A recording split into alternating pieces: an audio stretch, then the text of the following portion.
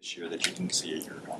Well, we hope to see a healthier person. You know, last year at this time he was still getting back into the groove, and certainly through training camp it was a gradual process. And um, you know, as we all know in this room, that battle went on for a long time, and took a while before we felt comfortable settling on Ozzie halfway through the season. But you know, different circumstances this year. I think he's come back, and his comfort level has risen just in terms of knowing what to do and how we want to get it done. And I think this is the best his body has felt in a while as well. So. Hey everyone, I'm working to hit 1,000 subscribers, and I need your help to get there. If you enjoy this content, please hit that subscribe button right now.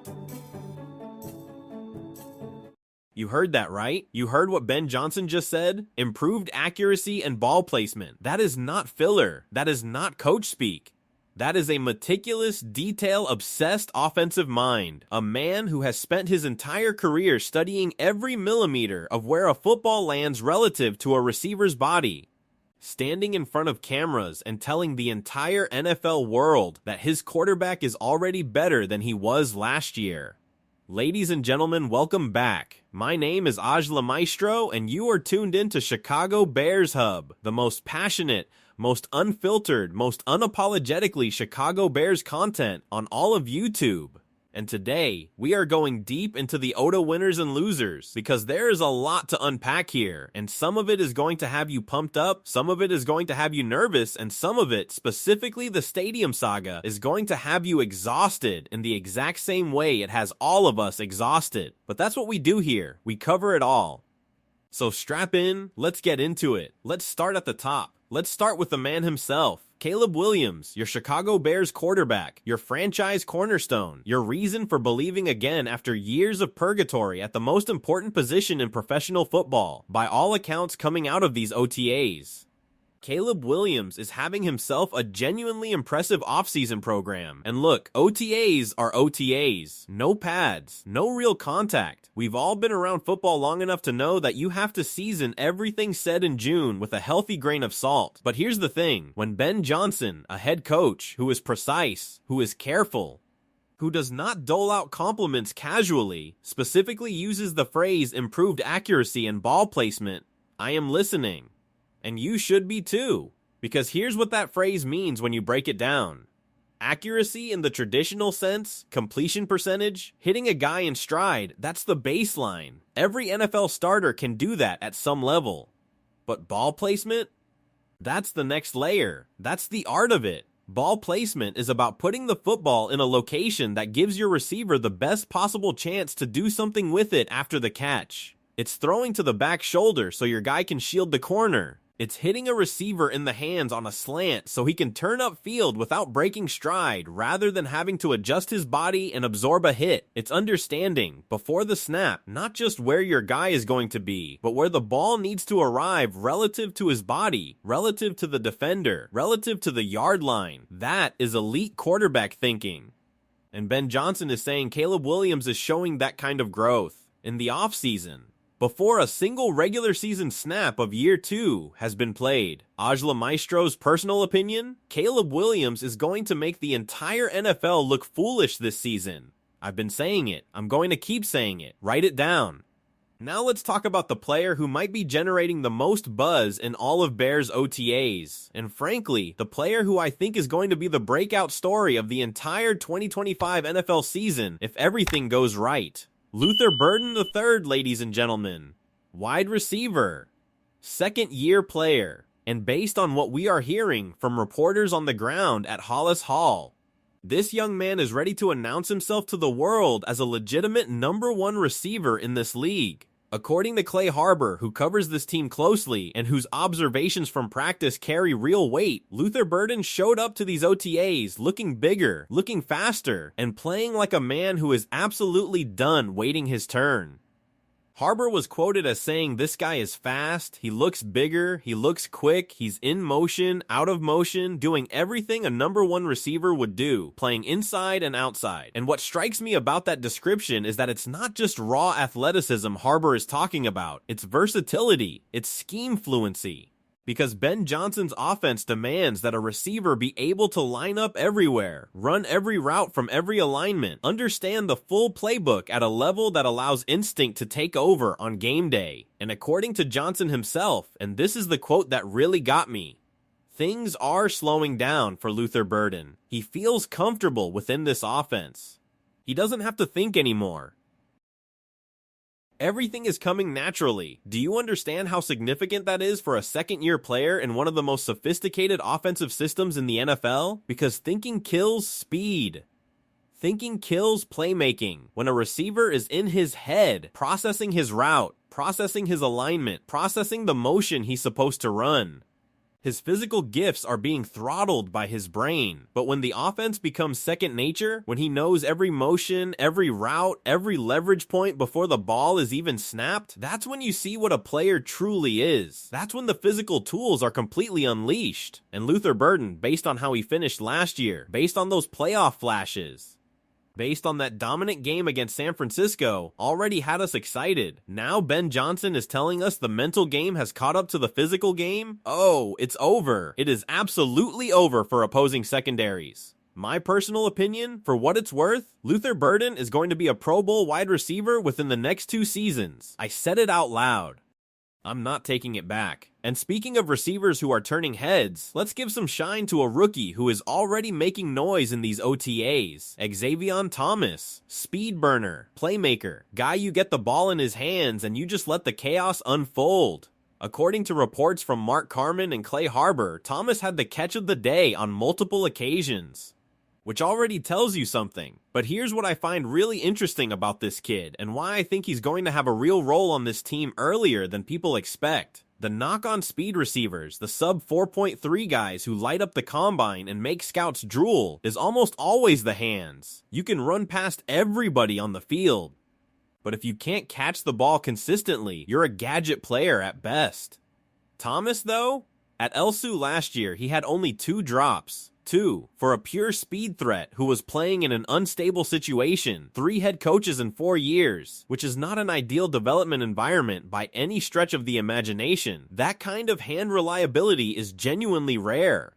And now he's in a Ben Johnson offense where his speed can be weaponized in ways college football simply cannot replicate. Motion packages, jet sweeps, crossing routes were his after. This is not about anything that happened at practice. By all accounts, Odunze has been out there and working. This is about a quote, 4 words that came out of his mouth in response to a question about his foot health following the stress fracture he dealt with last season. And those 4 words have been bouncing around in my head ever since I heard them. This is my new normal.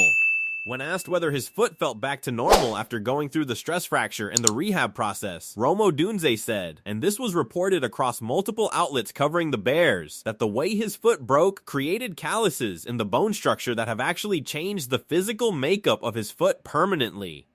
He said there are different types of things that shift things around. He said he's constantly rehabbing it, and then he said those 4 words, "This is my new normal." Now listen, I understand what he might have been going for. He might have been trying to say, hey, I've adapted, I've figured it out, I know how to manage this, and I respect the mental fortitude that takes. Truly. But from an outside perspective, as someone watching this team build towards something real, hearing a 23-year-old wide receiver describe his foot situation as a permanent new reality while entering a contract year that could define his long-term future with this franchise, that is not something I can just gloss over. Here's the bigger picture that makes this even more layered. The Bears opted to go the rehab route with this foot rather than surgery. There was debate about that at the time, and honestly, that debate has not fully settled. Surgery has risks too, obviously, but rehab on a stress fracture that has now apparently changed the literal bone structure of your foot? I don't know. I'm not a doctor. Ajla Maestro does not have a medical degree. But I know enough to know that this is my new normal is not the ringing endorsement of health that you want to hear from a player entering his 3rd NFL season with a contract extension on the horizon and a supremely talented rookie named Luther Burden breathing down his neck for the WR1 role. This is a big year for Rome Odunze. He is one of the most gifted receivers in this draft class from 2 years ago. The talent is not in question, but the foot is a question. And that question deserves to be asked loudly and honestly. Alright, let's keep moving, because there's another name in the loser column, and this one also carries significant weight for this defense heading into the fall. Kyler Gordon. Cornerback, versatile chess piece in this secondary, and also, unfortunately, a guy who has had injury issues that have made it nearly impossible for this coaching staff to actually develop a real relationship with him. Gordon was out at OTAs, but he was working separately, dealing with yet another soft tissue issue in a long line of soft tissue issues that have kept him off the field for extended stretches. To put it in numbers, Kyler Gordon played in 3 games last season. 3, on a team that needed every available body on defense. 3 games. And what makes this situation genuinely complicated is that Ben Johnson addressed it publicly, and the way he addressed it was about as blunt as a head coach is going to get in a press conference setting. According to multiple reporters, Johnson said that he and Gordon spoke, and neither one of them was happy with how last year went from a standpoint of just being available to get to know each other. He said the spring was supposed to be a springboard to get things going in the right direction, and they're still working through the availability piece. And then he said something that I think is the most important part of everything he said on this topic, that trust is a huge thing for this team, for this coaching staff, for the locker room, and you can only develop trust by being available. That is a head coach telling you as diplomatically as possible that a player on his roster has a trust problem. Not because Gordon is a bad person or because he's not trying, nobody chooses to get hurt, but availability is currency in professional football. Your coaches can only trust what they can see. Your teammates can only rely on who is on the field beside them. And when you've played in 3 games in a season, and you're already working off to the side in OTAs while your contract ticks forward, the situation becomes urgent in a way that no amount of talent can fully offset. Gordon is a gifted player when he's healthy. Everyone says it, the film shows it, but when he's healthy is doing a lot of work in that sentence. Big summer ahead for Kyler Gordon. He needs to come into training camp ready to go and stay ready, because Ben Johnson is not going to wait forever. And I genuinely hate that I have to bring this up because I am so tired of talking about it, and I know you are too. We have to address the stadium situation. Because even when the Bears are creating real positive momentum on the football side of things, even when Caleb Williams is improving his ball placement, even when Luther Burden is playing like a #1 receiver and Xavier Thomas is turning heads in OTAs, we cannot escape the stadium saga. It is a relentless, grinding, never-ending news cycle that has been hanging over this franchise for what feels like years now. And honestly, that's because it has been. Here's where things stand. According to the Bears' official statement, the team's board of directors voted to advance development in Hammond, Indiana, with the exact site yet to be determined. The statement talked about transforming the region, connecting Northwest Indiana to the south side of Chicago, and bringing the Chicagoland area together. It was ambitious. It was polished. And it was also, by most credible reporting, more of a pressure tactic than a final decision. The Bears appear to be using the Hammond announcement to pressure the state of Illinois into calling a special summer legislative session that would allow the franchise to pursue a stadium deal that keeps them in the state. Whether Illinois bites on that pressure, that remains to be seen. My personal opinion?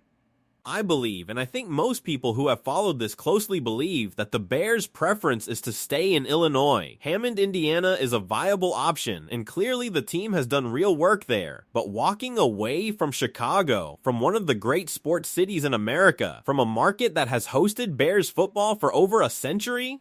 That's not a decision any franchise makes easily or happily. This is leverage. This is negotiation, and it may very well work. But until it does, until there is pen on paper, votes cast, legislation signed, shovels in the ground, this story is not going away, and that is deeply frustrating. Because there is so much good news to talk about with this Bears team right now. And every time the stadium saga flares up, it sucks the oxygen out of the room. So here's where I land on all of it. When you zoom back and look at these OTAs in full, the winners: Caleb Williams improving technically under Ben Johnson's watchful eye, Luther Burden playing like the #1 receiver he was drafted to eventually become. Xavier Thomas flashing the playmaking ability that made him a draft day steal, and even Damon and TJ Edwards showing up and working through their respective recoveries. That's a lot of green on the board. This roster is young, talented, and hungry. The coaching staff is elite. The financial structure is built for sustained success. The quarterback is getting better. The concerns, Rome Odunze's new normal foot situation, Kyler Gordon's ongoing availability issues, the stadium cloud that doesn't seem to want to move, those are real, and we're going to keep tracking them honestly. Because that's what we do here. We don't hide from the uncomfortable stuff. We look it in the eye, we call it by its name, and we hold everybody accountable. The players, the coaching staff, the front office, and yes, even the ownership, because that's what Chicago Bears fans deserve. This team is on the right track. I genuinely believe that. I believe Caleb Williams is going to take a massive leap in year 2. I believe Luther Burden is about to introduce himself to the entire NFL. I believe Ben Johnson is going to have this offense humming in ways we haven't seen in years on the north side of the city. But this summer, OTAs, mandatory minicamp, training camp, it all matters. The details matter, and we are going to be here covering every single one of them. All right, that's where we're at. And I need to hear from you right now.